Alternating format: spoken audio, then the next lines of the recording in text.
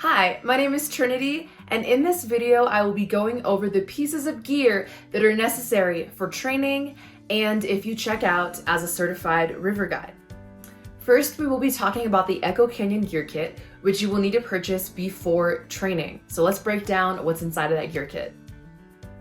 So I know some of these pieces of gear seem unfamiliar to you, but you will be learning about each one during training. Most importantly, you get a wetsuit to stay warm on the river, a medical kit, and other pieces of equipment that'll keep you safe. And you can call this number to purchase your gear kit before showing up to Echo. Next up is personal flotation devices. Keep in mind that Echo Canyon will provide you a PFD for your duration of training. Okay, so if you want to hold off on this purchase until you get to Echo Canyon, that is okay, but we do suggest starting to do your research on which personal flotation device you will want to purchase. On the left, we have NRS, which has a lot cheaper of options for you. On the right, we have Astral, which is a very popular brand in the river community with maybe some more color options. Keep in mind, these PFDs may have a few more rescue features that aren't really required for your first couple of years as a river guide. Next up is helmets. So let's compare some different brands of helmets and the prices. So again, we have NRS on the left. This helmet will be the cheaper of the few. I believe it ranges from $60 to $70 with the Pro Deal. And then on the right side, we have a few other brands that have many different color options, different styles. Some of them have that bill to shield you from the sun. I do believe WRSI has some very, very comfortable options. I will say the NRS helmet is a little stiff, but again, it will be a lot cheaper than these ones on the right. Next up is dry bags, okay? This is to keep all of your gear dry while you are on the river. On the left, we have the NRS Tough Sack. This is a roll top bag. So depending on how dry you want your gear will depend on how tight you roll that thing up. On the right side, this watershed is going to almost 100% always keep your gear dry, even if you do flip. So those are just a couple things to think about. The watershed, I will say, is a lot pricier, but it is the best dry bag on the market. But since it is your first year, the NRS Tough Sack will also work just fine. So something to think about if you are on a very tight budget. We do have guides every year that typically might sell last season's gear that they used. So it may have some scratches on it. That is for you to decide if that's going to work for you.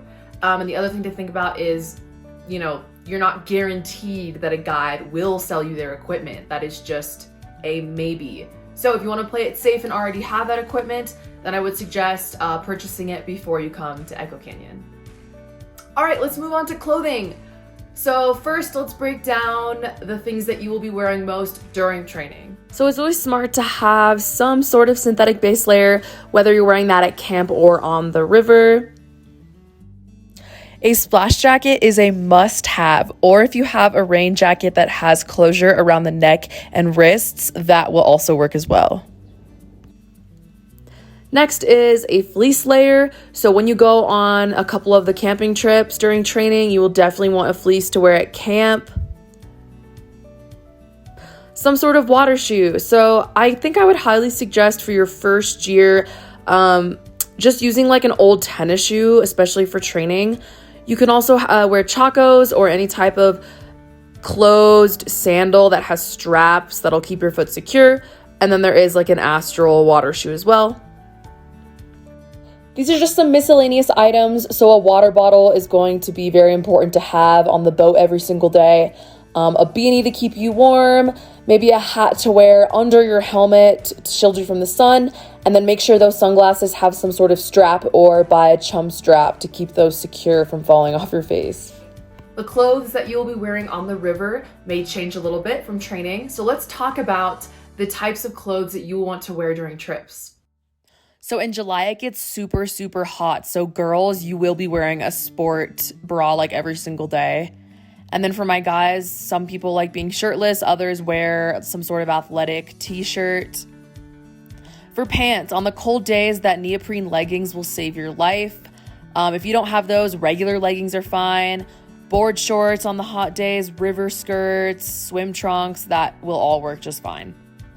On the super, super sunny days where you feel like you're just getting burnt to a crisp, a sun hoodie is super awesome to have. Any sort of long sleeve athletic top or any sort of sun flannel or sun button down. All right, here are a few stores that are going to be selling these types of clothes or gear that you'll need during training. All right, I know some of these places can be pricey, so I also want to talk about thrift stores, Goodwill. These are great places to find gently used clothing. And lastly, we do have a Goodwill in Canyon City where you will be rafting. So if you come a day or two early, you can always check out the thrift store and see if they have any of that clothing that you'll be needing during training and after training. Sweet, so if you made it this far, you are on your way to becoming a river guide. But if you do have any questions about gear or clothing, you can always email Jessica.